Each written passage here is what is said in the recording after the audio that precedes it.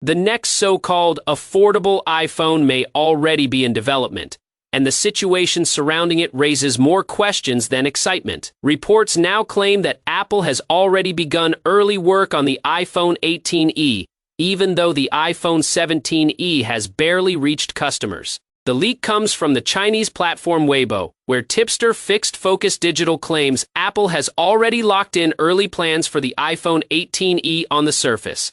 That might sound like efficient product development. In reality, it highlights how predictable Apple's smartphone strategy has become. Each year, the company introduces a slightly different version of the same phone while marketing it as something revolutionary. Starting development early does not necessarily mean the product will be exciting. It often just means the cycle of minor upgrades is continuing once again. The bigger story here is Apple's attempt to quietly replace its older budget strategy. For years, the company relied on the Apple iPhone SE or discounted previous models to attract new customers. Now, Apple seems determined to rebrand that idea with the so-called E lineup, but the reality is that this approach still feels like a carefully controlled downgrade. These devices are designed to appear modern while intentionally holding back key features so the expensive models continue to look more attractive. Performance is one area Apple loves to highlight. An early leak suggests the iPhone 18e could run on the upcoming Apple A20 chip. On paper, that sounds impressive, but it is also part of a familiar marketing trick.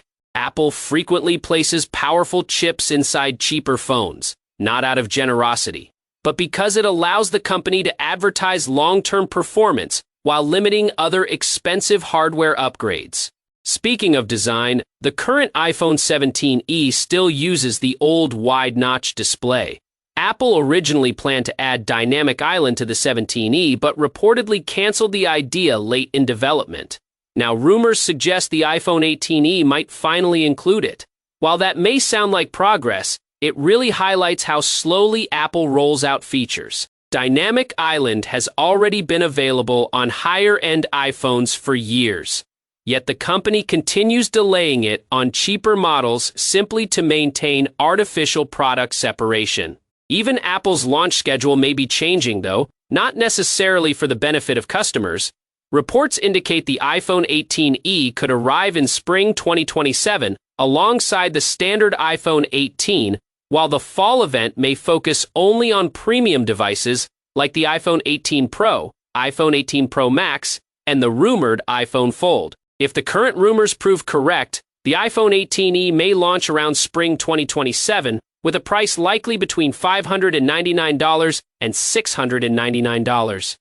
That might sound reasonable for an Apple device, but the bigger question remains whether it will actually deliver meaningful value or simply continue the company's habit of stretching small changes across multiple product generations.